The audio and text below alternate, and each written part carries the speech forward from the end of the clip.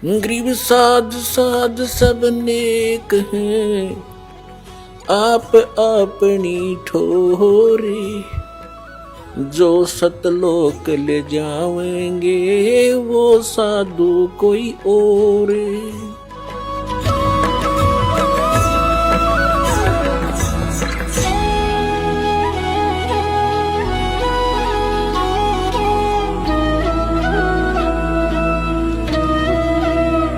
कौन से मंत्र का जाप किया उन महापुरुषों ने जिनको मोक्ष प्राप्त हुआ? सतनाम का। और सतनाम है 2 अक्षर का, जिसमें एक ओम मंत्र है, एक तत् है, वो सांकेतिक है। श्रीमद् भगवत गीता अध्याय नंबर 17 के और श्लोक नंबर 23 में स्पष्ट किया कि ओम तत्सत इति निर्देश ब्रह्मण त्रिविध समर्थ है।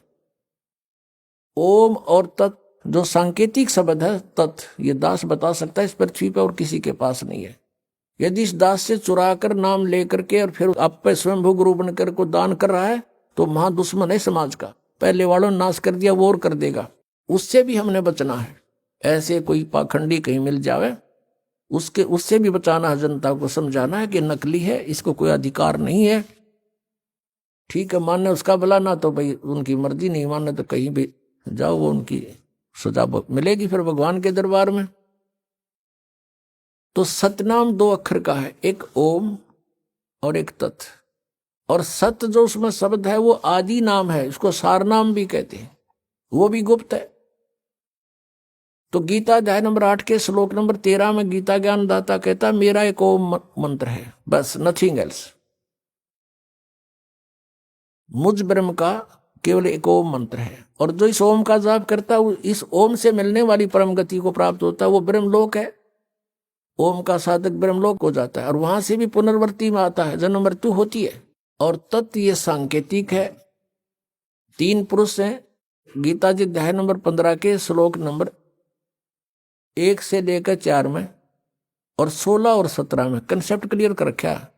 संसार रूपी वृक्ष की संकेत दिया है, लेकिन कबीर परमेश्वर जी ने, क्योंकि तत्वदर्शी संत रूप में आए थे मालिक, उन्होंने उसका विस्तृत जानकारी दी है। और गीता जी अध्याय नंबर 15 के श्लोक नंबर 1 में यही कहा है कि जो संसार रूपी वृक्ष के सभी विभागों को जानता है, स वेदवित, पत्तों सहित जानता है जड़ से लेकर, वो तत्वदर्शी संत है, वो स्वयं परमेश्वर ही आते हैं। वो चौथे अध्याय के 32वें श्लोक में वो भी स्पष्ट किया है कि ब्रह्म ने मुखे सच्चिदानंद घन ब्रह्म के द्वारा अपने मुख से बोली हुई वाणी में यज्ञों यानी धार्मिक अनुष्ठानों की जानकारी विस्तार से कही गई है।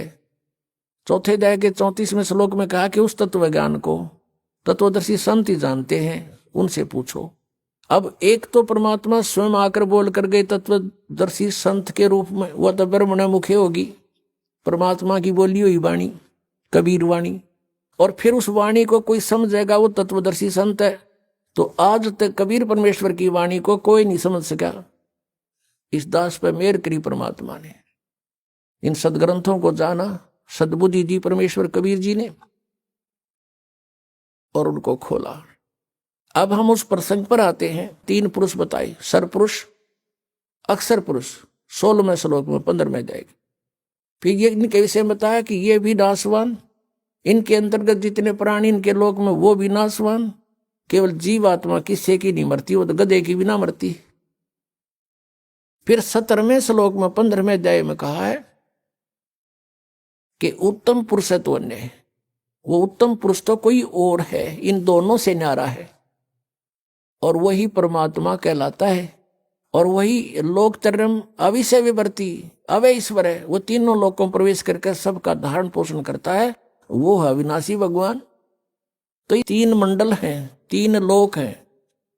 एक तो 3 लोक इस काल ने नकल करे रखी है सतलोक की, इसने अपने एक ब्रह्मांड में भी अलग अलग लोक बना रखे हैं, जैसे पृथ्वी लोक, पाताल लोक और ऊपर स्वर्ग लोक। ये भी 3 लोक कहलाते हैं। और ये 3 लोक अलग है, एक तो ब्रह्म का लोक सरपुरुष का, और एक अक्षर पुरुष का लोक। ब्रह्म का जो सरपुरुष का कितना क्षेत्र है, 21 ब्रह्मांड है इसके लोक में, और अक्षर पुरुष के 7 संख ब्रह्मांड है, वो उस अक्षर पुरुष का लोक। और तीसरा जो है वो ऊपर के लोक हैं, सतलोक, अलखलोक, अगमलोक और अनामी लोक। तो उन 4 लोकों में परमात्मा कबीर जी ही अन्य रूप धारण करके रहते हैं मनुष्य दृश्य ही। तो इस प्रकार ये 3 पुरुष, पुरुष माने परमात्मा, 3 प्रभु। तो सरपुरुष का ये ओम मंत्र है जिसको ब्रह्म कहते हैं। अक्षर पुरुष का ये तत्व है जो सांकेतिक ये दास बताओगा, जो ये तत्व और ओम मिलकर के सतनाम बनेगा। तो ओम के मंत्र की कमाई हमें काल से छुटवाएगी। और तत्व मंत्र की जो है हमने 7 संग ब्रह्मांडों को पार करना है उस अक्षर पुरुष के, उनका ऋण है, उसकी कमाई है। और जो सार नाम है, आदि नाम है, वो मंत्र हमें सतलोक में स्थायी स्थान दिवाएगा। तो इस प्रकार परमात्मा पावेगा।